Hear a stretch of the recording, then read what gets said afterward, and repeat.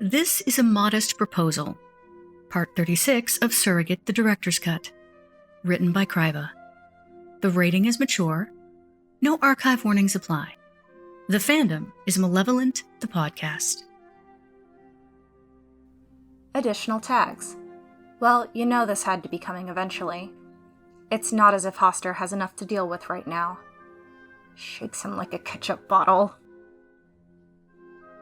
Voices by Flamia as Hastur, Travis as Yd'uthoh, Vmprsm as the narrator, SSJTrinity, Kraiva, and Somniate as the work introduction.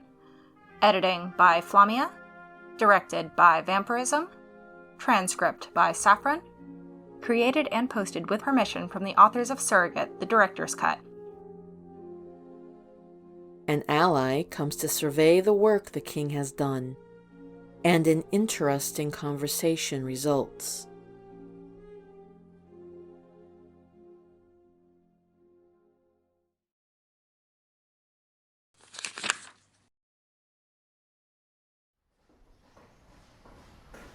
And here are the main grounds. Hastur gestured to the wide and level field he had planted Carcosa adjacent to. As you can see, I have already laid the foundations for the event areas, the stands around each, the barracks for the athletes. My slaves work tirelessly to my specifications. He turned, looking past his shoulder at his companion, and let out a low rumble. Come now, I will show you the baths I have planned. Baths? Absolutely splendid! The creature was huge, taller than Hastur, if only just, though not enough that Hastur felt he needed to go through the effort of enlarging his form. All stalk eyes and jointed legs, and 3 beaks that snapped with every word. I see you're ensuring that the games shall be worth the wait, then. I aim to outshine whomever agrees to host it for the next 10,000 years. Oh, your flattery is appreciated, Yd'uthoh. Ha! I was hoping you would allow me to escape with that one. The creature let out a laugh like the scream of a derailed train. You have a great many eyes on you, my lord. Talk of your spring rites have spread like wildfire amongst both your allies and your enemies. It's plain to see you will impress us all once more. I decided it was time to remind the unwashed masses why it is Carcosa who has always glittered so. You know, the rite was not that long ago, which means the anniversary of your daughter's debut is in a few days, is it not? Your memory is excellent. 5 years ago, if I recall correctly. You are correct. I take it you have been raising her in the courtly way?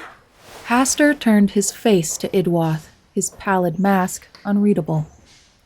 As is proper for my daughter. Yd'uthoh blinked his stalk eyes, feathery feelers cleaning them rapidly. Oh, I mean no offense, your eminence. I take no offense. Hastur was very still. Forgive my ignorance. I know little of human physiology. But I trust she is, growing into a lovely young mammal. Is there a point to this line of questioning? Right. He had hoped to ease into this. You may recall, I have a child of my own. I do. Yd'uthoh. They've grown into a fine warrior, skilled with claw and magic.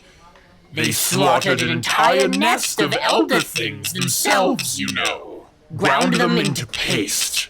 Threw their carcasses. Your point. We have been allies for millennia. Nearly since you first founded Carcosa. I propose this. Your daughter and my child, betrothed, and our kingdoms combined. Hastur was quiet. No time soon, naturally. They're both so young. Yd'uthoh only just crested 400 years. But we could provide so many resources for you. gold from the core of our mines, worshippers from the villages, and naturally, the singing A stones. tempting offer. His voice was deceptively cheerful, despite how deathly still his tentacles were. But I politely decline. I don't believe you've taken the time to consider it, my You lord. have my answer. Hastur turned his attention back to the laborers. Yd'uthoh trembled, his bony exoskeleton clattering at the joints. Please, consider, Hastur. Yd'uthoh, I have spoken my answer, and your recalcitrant insistence to ignore it annoys me. The Lord of Carcosa said, as evenly and smoothly as if he were discussing a change in weather or the construction before them. Consider it a sign of my appreciation for our long alliance that I will let you lead this conversation without violence. I say no. The creature was silent, but for the sharp clack of his plates against each other. Understood, my lord. I suggest you leave before my appreciation wears thin. As you wish, my lord. Yd'uthoh backed into the portal he opened, escaping into the echoing caverns of his home, and Hastur was silent for a long time. He then picked up a wooden beam from the heart of an ironwood tree and squeezed, splintering it into a billion little pieces before tossing aside the ruined splinters and surveyed the work that had increased in panicked fervor around him. That could be a problem.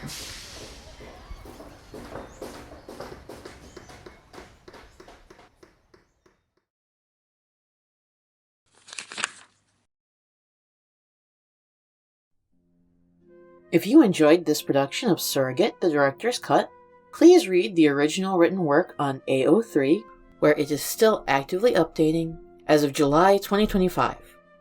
A link is in the work notes, where you can also find the social medias of all the production cast. Malevolent was written and produced by Harlan Guthrie, and all characters depicted here belong to their respective creators. The cast and management produced this show for no monetary gain, and all rights remain with the authors. Any sound effects or music used in this production were obtained legally or created by the production cast. Please let us know your thoughts, and, as Kane would say, Stay tuned for the next episode.